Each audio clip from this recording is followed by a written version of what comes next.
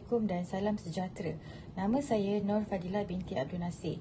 Nombor matrik 291108. Kami daripada kumpulan 3. Untuk tajuk tugasan kumpulan ini, kami memilih tajuk teori penembusan sosial. Teori penembusan sosial adalah salah satu teori komunikasi interpersonal. Teori penembusan sosial ini diperkenalkan oleh Altman dan Taylor pada tahun 1973. Teori ini menerangkan bagaimana individu mengembangkan hubungan yang lebih mendalam dari masa ke semasa melalui pendedahan diri. Teori penembusan sosial ini juga dikenali sebagai teori kulit bawang. Proses pendedahan personaliti diri adalah mengikut lapisan demi lapisan yang digambarkan di dalam model bawang, yang bermaksud semakin lama kita berkenalan atau melakukan komunikasi interpersonal, maka kita akan semakin mengenali lebih mendalam tentang peribadi seseorang itu.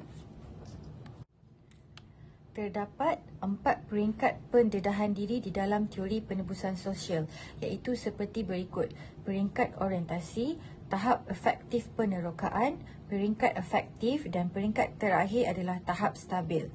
Secara keseluruhannya, teori penembusan sosial menyediakan rangka kerja untuk memahami bagaimana individu mengembangkan hubungan yang lebih mendalam dari masa ke semasa melalui pendedahan diri.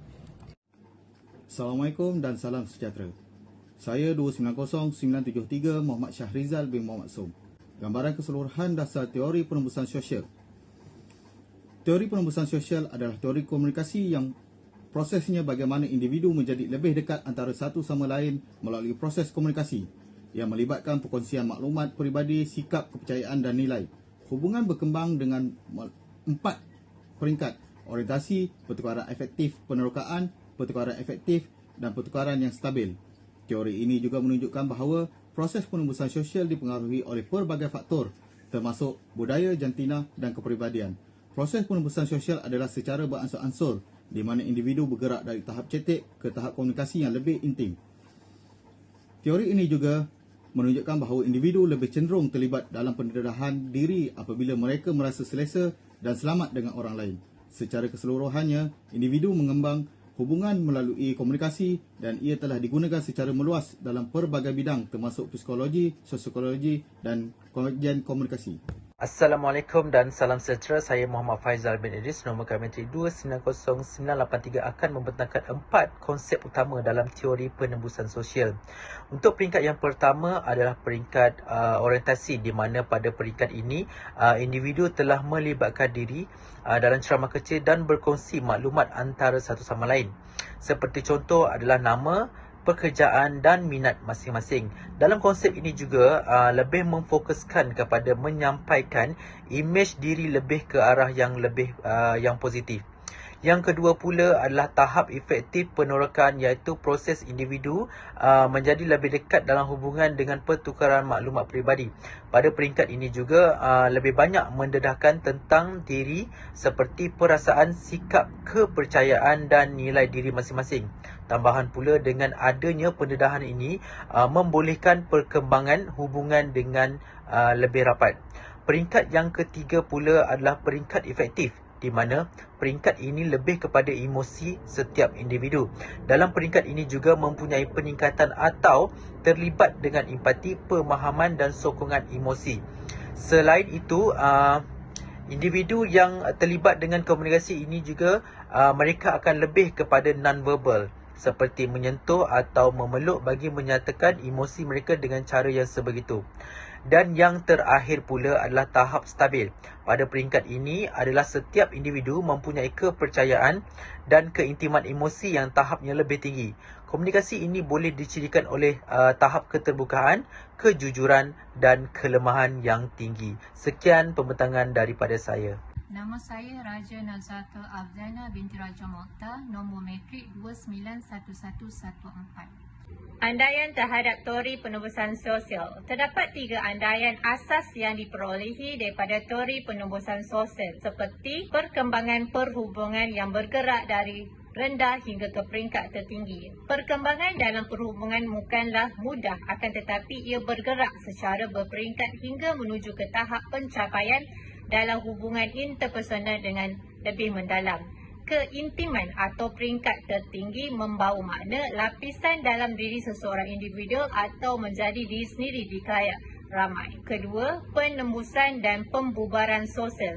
Apabila seseorang individu telah selesa dengan individu yang lain, ia akan membuka lapisan peribadinya dan akan memberitahu informasi yang lebih mendalam seperti hal-hal peribadi kerana ia telah meletakkan kepercayaan terhadap seseorang untuk berkongsi maklumat tentang diri mereka.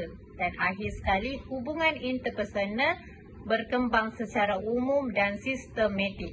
Hal ini dikatakan demikian kerana pada permulaan individu tersebut akan melakukan tahap pertama iaitu tahap pengenalan dengan orang lain, iaitu permulaan mereka hanya mengenali tidak sedalamnya dan hanya membicarakan hal-hal topik yang umum atau perkara yang diminati mereka sahaja. Kemudian pada tahap seterusnya, tahap pengenalan yang lebih mendalam iaitu hubungan antara mereka berdua ada saling mengenali antara satu sama lain dengan wujudnya satu ruang untuk membicarakan tentang kepentingan nilai dan kepribadian mereka. Melalui tahap ini, hubungan mereka ini akan memiliki persamaan antara satu sama lain. Seterusnya berlaku tahap intimasi iaitu tahap seseorang yang mula membuka emosional mereka untuk mewujudkan perasaan saling memahami antara satu sama lain. Oleh itu, hubungan interpersonal mampu berkembang secara umum hingga menjadi ikatan sistematik bagi memperkuatkan lagi antara kedua pihak dalam penembusan sosial. Nama saya Khatijah binti Zaldi, matric nombor 262069. Saya akan membentangkan relevan teori penembusan sosial.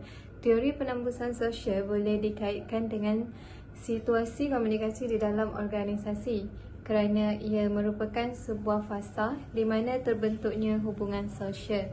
Sebagai contoh, semasa pengambilan pekerja baru akan mengambil masa untuk memulakan perbualan, menyesuaikan diri dan berkenalan dengan rakan sekerja, yang mana situasi ini digelar sebagai fasa orientasi. Perbualan permulaan pada fasa orientasi seterusnya akan beralih daripada maklumat awam kepada peribadi.